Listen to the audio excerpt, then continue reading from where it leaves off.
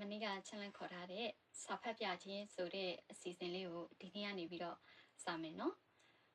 ဒီနေ့ဖတ်ပြမယ်ခေါင်းစဉ်လေးကဘသူမှမယုံကြည်ရင်တောင်ကိုယုံကြည်ပါတဲ့ဒီခေါင်းစဉ်လေးရဲ့အောက်မှာစာတိုလေးကအချက်20ရှိတယ်အဲ့အချက်20ကိုအသွင်ခုဖတ်ပြမယ်နော်နံပါတ်1ချက်ကစိတ်ဓာတ်ကိုမမာထားပါ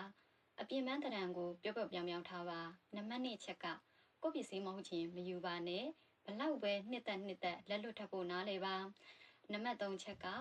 ကိုလေးစားပါသူတစ်ပါးကိုလေးစားပါလေးစားမှုကိုထိန်းပါအဲ့ဒီလေးစားမှု3ခုကိုမှတ်ထားပါတဲ့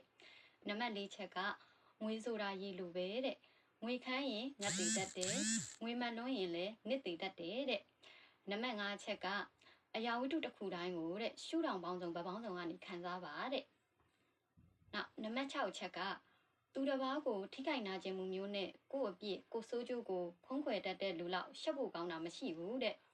နံပါတ်9ချက်ကလောဘမကြီးနဲ့ကောင်းတဲ့အရာတွေကဘယ်တော့မှတာရှိမခံဘူးတဲ့နံပါတ်10ချက်ကတငယ်ချင်းအတွက်အနစ်နာခံတဲ့အလုပ်ကခက်ခဲတဲ့အလုပ်တော့မဟုတ်ဘူးခက်တာကအနစ်နာခံရလောက်တဲ့တငယ်ချင်းမျိုးရှိဖို့ပဲလိုတယ်တဲ့နံပါတ်9ချက်ကကိုယ့်အတွက်လို့စဉ်းစားမိတာနဲ့တပြိုင်နက်တစ်ဖက်လူရဲ့ခံစားချက်ကိုလည်းထည့်တွက်သိနေတဲ့သူ့အတွက်လည်းပိုစဉ်းစားသိနေဒါတွေကအကျဉ်းနာရင်ကျေးတဲ့အပြင်တစ်ဖက်ကိုလေးစားရလည်းရောက်တယ်တဲ့နံပါတ်10ချက်ကလူတွေသိနိုင်တဲ့အမှားမျိုးကတကယ်အမှားမဟုတ်သေးဘူးတဲ့တခြားလူသွားနိုင်တဲ့ချစ်သူမျိုးကတကယ်ချစ်သူမဟုတ်သေးဘူးတဲ့နံပါတ်17ချက်ကကိုယ်ဆုံးဖြတ်ချက်ကိုချပါဖြစ်လာသမျှခံယူဖို့ပြင်ဆင်ပါတဲ့စာမလုပ်ခင်လောကကြီးမှာနောင်တကူစည်းဆိုတာမရှိကြောင်းကိုတတိပေးပါတဲ့နံပါတ်12ချက်ကတင်ယူခြင်းကတခဏအတွက်မဟုတ်ဘူးတဘဝအတွက်ဖြစ်တယ်ဒါကြောင့်တင်ယူခြင်းမှာမငြင်းငွေပါနဲ့တဲ့နံပါတ်13ချက်ကဘယ်အချိန်မှစတင်ခဲ့တာဖြစ်ဖြစ်အရေးကြီးတာကစတင်ပြီးနောက်မရနာဖို့ပါပဲတဲ့ဘယ်အချိန်မှအဆုံးသတ်တာပဲဖြစ်ဖြစ်အရေးကြီးတာကအဆုံးသတ်ပြီးနောက်နောင်တမရဖို့ပါပဲတဲ့နံပါတ်14ချက်ကကံမကောင်းခြင်းဆိုတာစရင်သွင်းစရာမလိုပဲလူတိုင်းတရားတဲ့အကြောင်းဖြစ်တယ်တဲ့ဒီကြောင့်ကိုအောင်နိုင်သူကတန်မာထမြတ်သူဖြစ်တယ်တဲ့နံပါတ်15ချက်ကအချစ်ခံခြင်းရင်အချစ်ခံတတ်တဲ့လူတယောက်ဖြစ်အောင်ရင်လုပ်ပါလူတွေကိုချစ်ချင်ရင်ချစ်တတ်တဲ့အရေးချင်းရှိအောင်ရင်လုပ်ပါကောင်းကွက်ကိုလည်းလက်မခံစိုးကွက်ကိုလည်းနားလည်မှုမပေးရင်တဲ့ဒီတန်ရောစင်ဘလောက်တာရှိနိုင်မလဲတဲ့နံပါတ်16ချက်က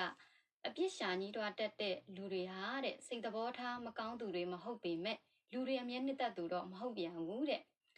နံပါတ်19ချက်ကဦးနှောက်ချစိတ်ဆုပ်စရာတွေကမနှက်ဖြန်ရဲ့ဝင်ကိုပေါ့သွားစီမှာမဟုတ်ဘူးဒါပေမဲ့ဒီကနေ့ရဲ့ပျော်ရွှင်ခြင်းကိုတော့ဆုံသွားစီမှာနည်းနည်းသိခံလိုက်နည်းနည်းတောင်းခံလိုက်တနေ့မှာသင်သိခံခဲ့တဲ့နာကျင်မှုက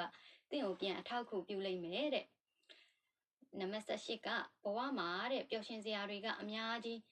သင်ရဲ့အာယုံနဲ့အကြည့်ကိုအဲ့ဒီမပျော်ရွှင်တဲ့ຢာတွေပေါ်မှာစူးစိုက်မထားပါနဲ့တဲ့နံပါတ်19ချက်ကတယောက်တည်းနေတဲ့အခါတယောက်တည်းနေတတ်အောင်သင်ယူတယ်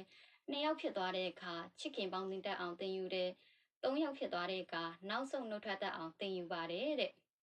နံပါတ်20ချက်ကတကိုယ်တည်းသမားလို့ဆိုတိုင်းအချစ်ကိုနားမလည်သူလို့မထင်လိုက်ပါနဲ့တဲ့တကယ်တော့တကိုယ်တည်းသမားဆိုတာချစ်သူရည်စားရှိလျက်နဲ့နာကျင်ဝမ်းနဲ့နေရတဲ့သူတွေတဲ့ဆိုင်ပုံမျောမြင်ရှိတယ်လို့ဆိုရမယ်တဲ့ဒီစာတိုလေး20ကိုရေးတဲ့စာရေးသူကဘသူပဲဝါဆိုတာမသိဘူးဆိုပေမဲ့သူရေးထားတဲ့စာတိုလေး20ကပြောမယ်ဆိုရင်နည်းနည်းထိရောက်မှုရှိတယ်လို့ပြောရမယ်